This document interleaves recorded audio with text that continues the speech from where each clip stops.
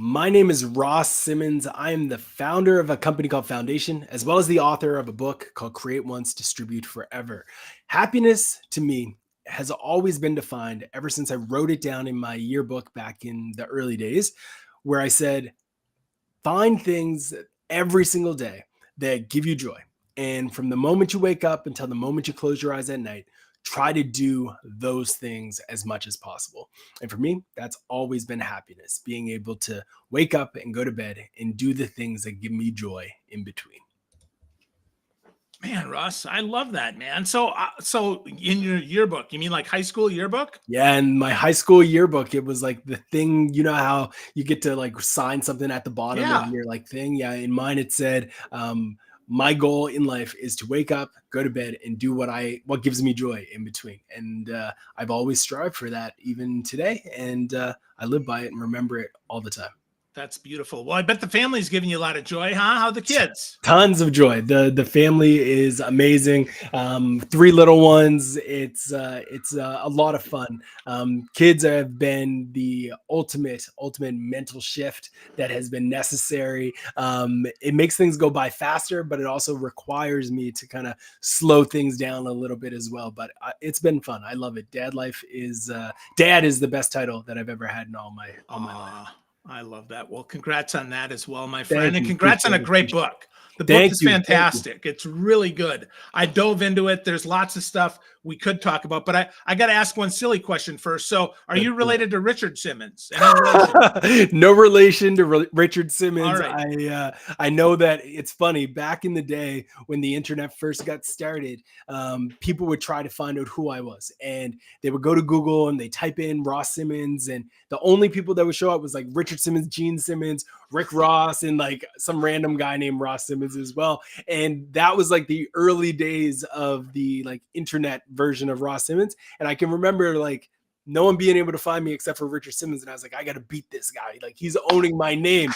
So I started to produce a bunch of content with the intent of like Google Images needs to be me. It can't be all these other folks. But I think there's a few images of some random people in there still today. But that was like an early driver for me on why I wanted to create content online. It was like, I just need to show up.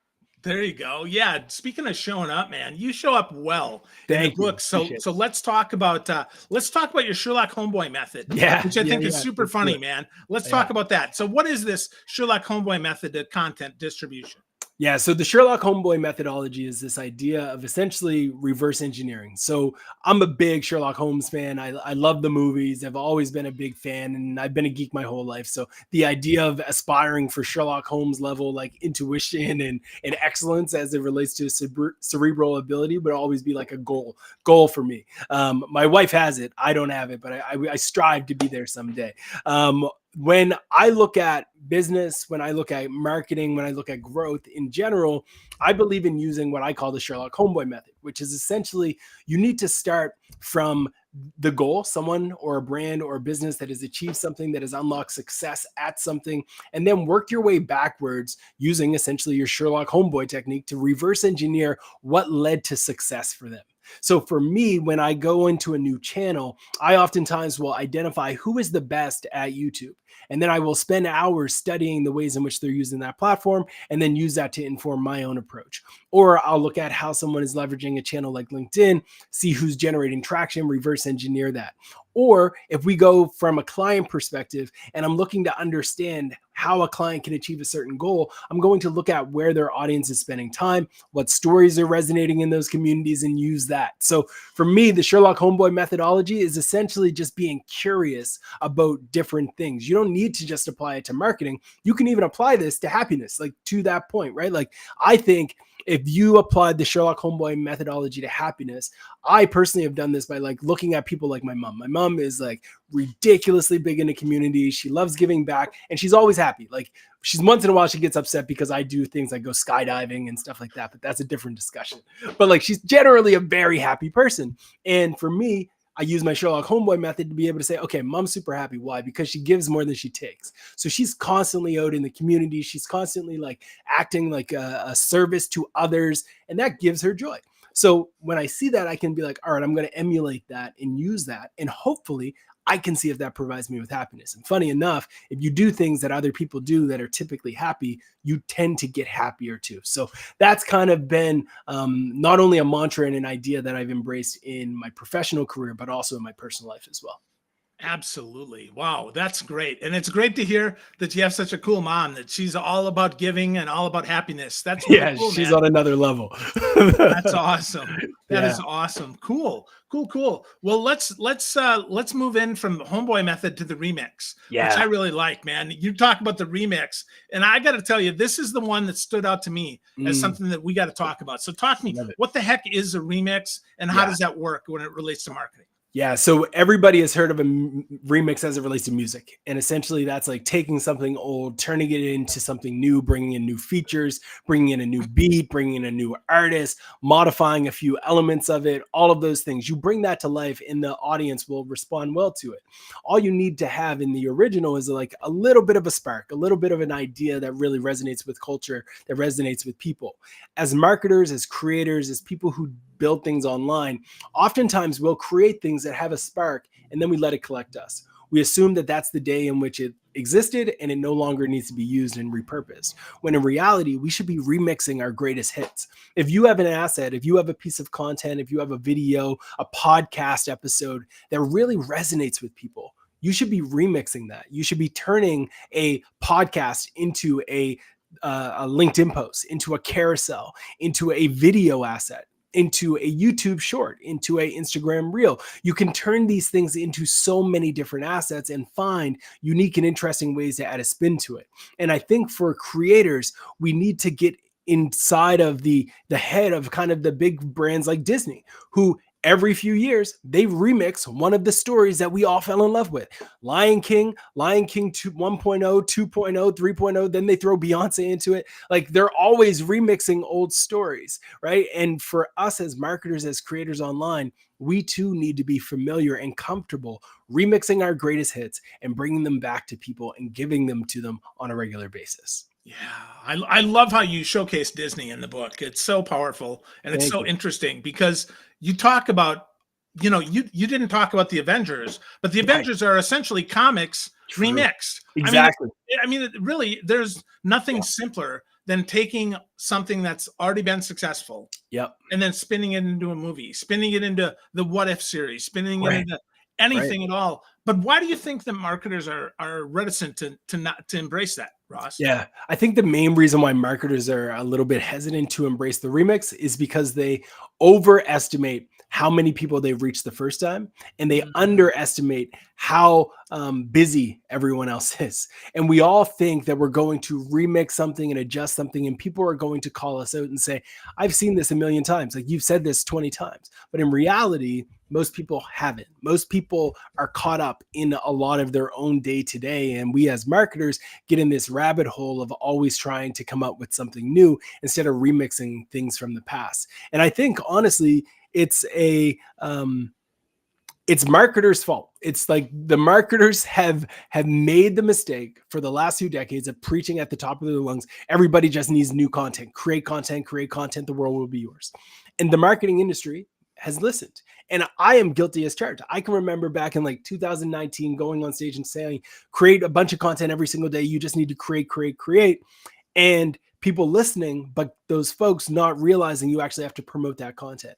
You need to distribute it. If you have a piece of content that resonates, you probably should continue to share that piece until every single person who you want to connect with sees it, right? Like we forget the value of taking these ridiculously valuable things that we've created and then distributing them literally forever, which is why I wrote the book. Yeah. Wow. Wow. I know I forget about that. That is Right. probably my biggest Achilles heel, not to talk Mm, about Hercules, right? But the right, right. Achilles heel of my marketing is Yeah, that I don't share it enough. So how much is enough? Is it, yeah, 1 to 10, 1 to 20 times? I mean, I created this great book, yep, let's say. yep. How many times should I share it, Ross? How many times are you going to share your book? Yeah. So create once, distribute forever will probably be promoted and amplified forever, unless something wild happens where we are completely connected to VR sets and humans are no longer operating and existing the way that we do. I will talk about this philosophy and this idea for a very long time. And maybe there will be a like new version of it, which is the remix coming to life. Like you might have to change things with the times, but it should be promoted literally forever, in my opinion. And when you think of podcasts, when you think of these types of experiences, webinars, whatever it might be, those things, in my opinion, should be promoted like probably 10 times over the course of just a single month. And I know that makes a lot of people feel uncomfortable. They're like, whoa, you want me to promote this 10 times? Yes. But the ways in which you promote it are going to differ. You don't need, when I say promote it 10 times, doesn't mean 10 LinkedIn posts. That could mean you're going to include a PS update in your signature where it's going to say, PS, you need to check out my latest episode with me and Ross talking about this subject. Or PS, Throwback Thursday. Everybody on that Thursday who's going to get an email from you is going to get an update on a piece that you created. Or in your newsletter where you share another link, you might include a reference to another asset that you created. Or maybe you're answering a question in Quora or in Reddit and you're plugging a link to this piece that you created 6 months ago. When I say 10 times, that's the type of thinking that I'm talking about as it relates to getting these pieces out there.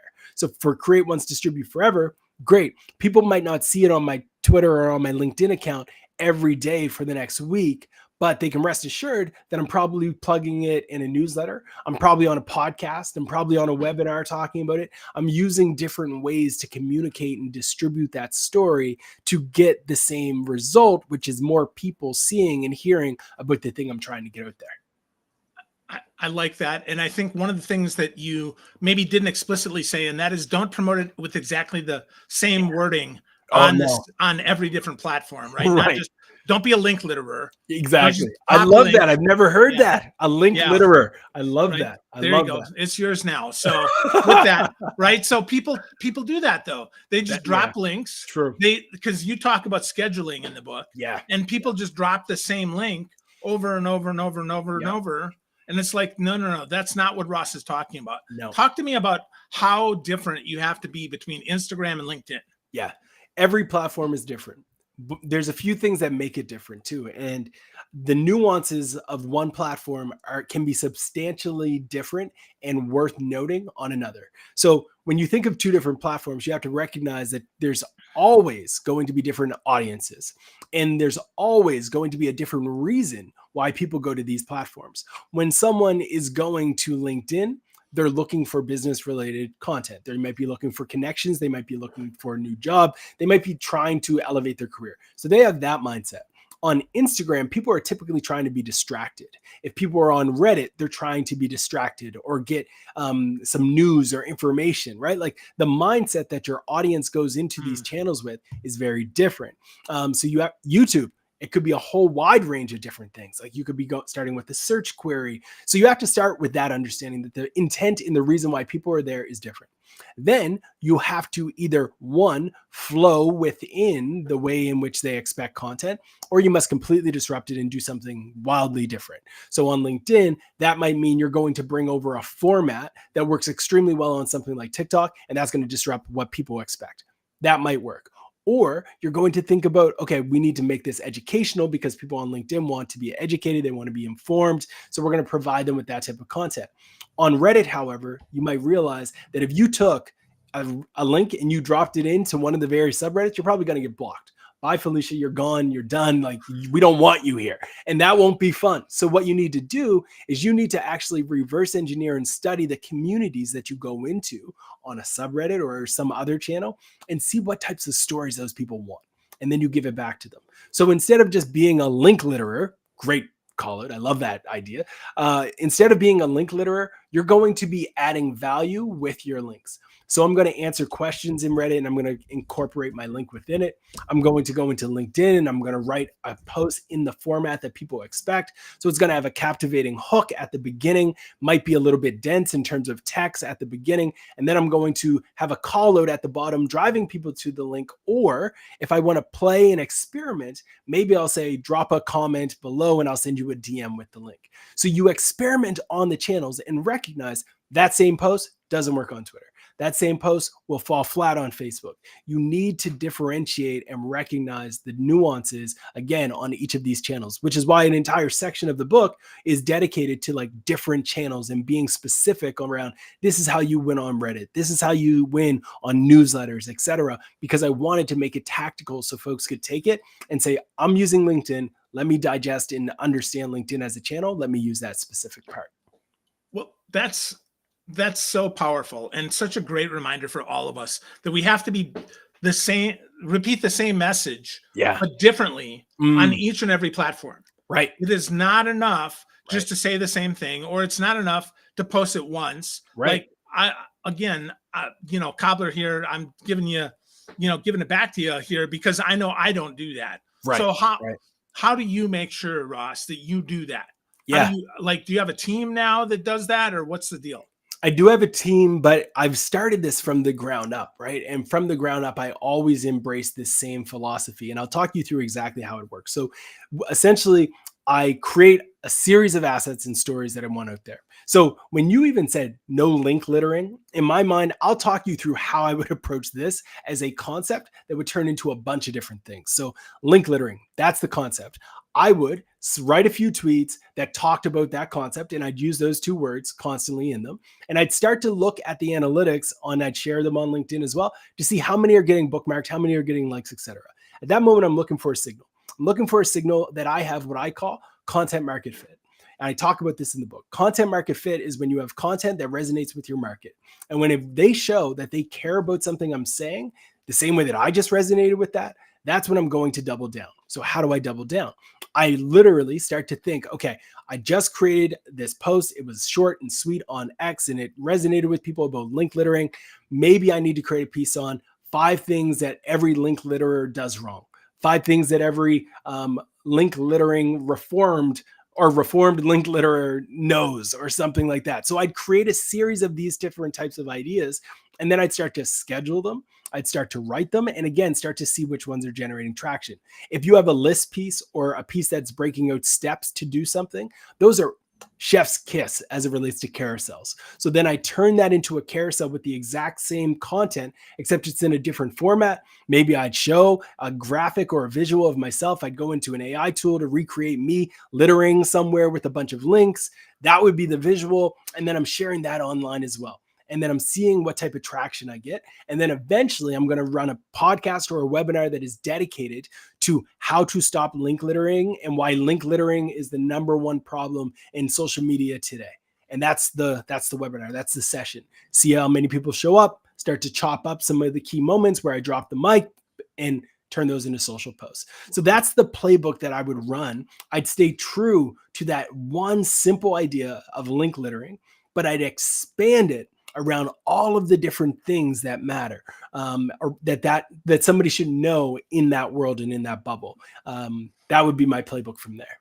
Wow, that's a great playbook. We're gonna have to cut that out. I like remix that because that's so good. Yeah, appreciate it. That's so good. The fact that you can break that down on the fly is fantastic. So with that, you mentioned a webinar. So when they're specifically in a topic, right? Then we want to get them into a funnel, if you will. What's the difference between a funnel and a newsletter? Yeah, great point. So if you have some people consuming your content on the webinar, ideally the webinar ends with a call to action where you're trying to get people into the funnel. And the difference would essentially be that a funnel is a series of events that are going to happen with the intention of moving someone from being aware of a product to actually using a product or buying a product or requesting a demo for a solution that you have or jumping on a sales call for something that you have. And the way that you move them through that is with intention. On a newsletter experience, you're essentially just constantly feeding people educational, engaging, entertaining, or empowering stories that hit their inbox and ideally does not result in them hitting unsubscribe. You use your newsletter to drive people to your funnel. So the people who subscribe to your newsletter are viewing you as a great information source. Every single Tuesday, they get an email from you and it's valuable insight and ideas that help them progress in their life or their career. Then eventually they might notice in that newsletter, you say, why don't you check out my webinar? Then they sign up for your webinar. They submit their email, their last name, their phone number, their all that stuff. Then they go to the webinar, they enjoy it. At that point, you might have a call to action where you say, if you're interested in learning more, why don't you fill out this form? And we're taking on 4 clients that might be able to support this, or check out our product, check out our service, all those different things. And then they go into that. Or because you've already captured their email, you now have a drip campaign, which is a series of emails that are going to hit their inbox saying, hey, thank you so much for checking out our webinar. I have a question for you. Did you get a lot of value out of it? Is there anything we could have done better? So it's not a hard sell, but you're just like seeing if you can get a response. And then from that response, you might have a series of other emails that's going to move them further down the funnel by showing them case studies, by telling them a little bit more about your business, about your organization, and then eventually going in for the close and asking them to take action to buy something. Wow.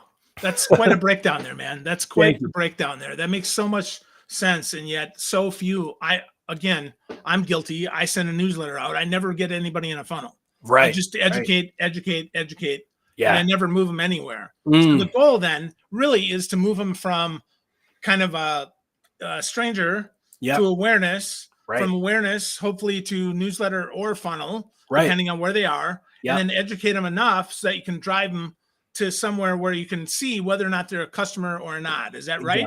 That's it, 100%. So like once you have them on your email list and you're seeing that they have a high open rate, when you see that they're clicking through a lot of your links, that's a signal that this person is getting value from you.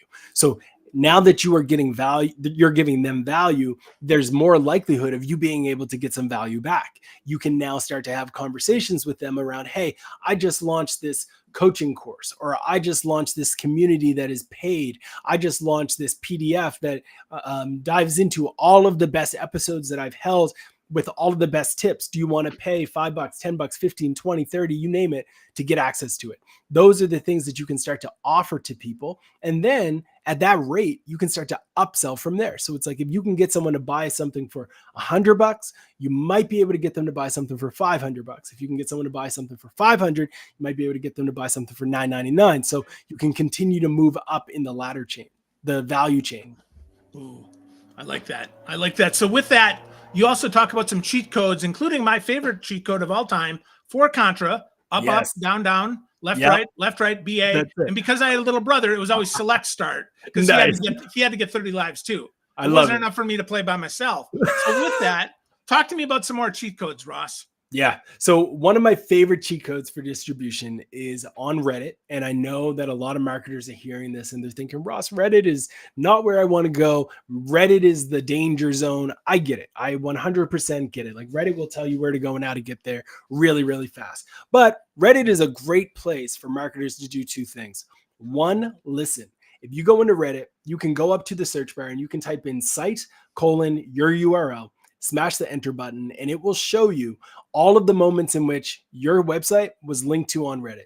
That can be valuable because now you can see what people are saying about you, and you might even be surprised to find that one of your blog posts that you published is actually generating a ton of conversation in Reddit, and it's probably from 2016, and it might be time to reshare and promote that asset. So that would be one of my favorite cheat codes, is dive in and reverse engineer your own success on a community like Reddit, and then use that to find ways to distribute your content back into that place. Now, my last cheat code that I have to give on Reddit, and I talk about this a lot in the book, is find a community where your audience is spending time.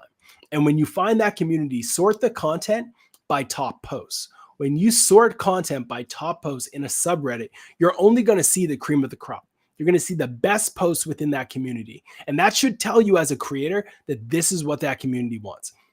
I guarantee with 100% certainty, if I ever retired from the wonderful world of marketing and I said, I'm going to be a full-time fantasy football writer again, which I used to do back in the day, I would go to Reddit, I would sort the fantasy football subreddit by top posts, and I would give that community everything that is in the top post every single week. And I would crush. And any industry can do that. I'm a big believer that every subreddit is probably a 6-figure business for somebody if they can reverse engineer the top content and then give it back to people over and over and over again. Wow. Wow, that gives me hope that I have hope that maybe somebody's going to actually read one of my posts. So that's I think they that's will. fantastic. I That's love it. fantastic. I Well, love it. cool. Well, Ross, do you have like cheat sheet for people or anything that people can get in addition to, obviously we want them to buy a copy of Create Once, Distribute Forever. No Yeah. doubt about that. But Yeah. what else can we give them for some value? Yeah, so folks can check out my distribution checklist. It's a great resource that is essentially over 100 different ways to distribute your content online. If you go to rosssimmons.com/distropack, you can get access to over 100 different ways to distribute your content, whether it's Facebook, whether it's LinkedIn, whether it's Reddit, Quora, Facebook, LinkedIn, you name it. No channel is left untouched. 100 plus ways to distribute your stories online today. Wow. That's awesome. That's rosssimmons.com. /distropack. Yep. SIMMONDS.com/distropack. Folks can get that. Now, Ross, you've mentioned a ton of different places. Yeah. Where would be the one place if people want to learn from you, the one place that you would say, hey, find me here. I'm going to share a lot here. And I know you share a lot of value everywhere, but where's your favorite place? Yeah, right now my favorite place is LinkedIn. I'm a big believer in LinkedIn. I love their approach to business. I'm in the LinkedIn learning world. So if you want to check out some of my LinkedIn learning courses, you can find those on LinkedIn. Connect with me there. I don't think I've hit the max connection request, but it might get lost in the inbox. So I apologize if so, but connect with me on LinkedIn. LinkedIn is definitely my go-to place right now. Awesome. And friends, get a copy of Create Once, Distribute Forever. Ross went through some great stuff. He talked about the Sherlock Homeboy method, talked to you about remixing with like Disney does, add value with your links. Don't be a link litterer, the newsletter versus funnel, and how to use Reddit to get more. And he even gave us his distro pack at rosssimmons.com/distropack. Ross, this has been fantastic, man. Thanks so much for all the goodness that you shared, brother. Phil, thanks so much for having me.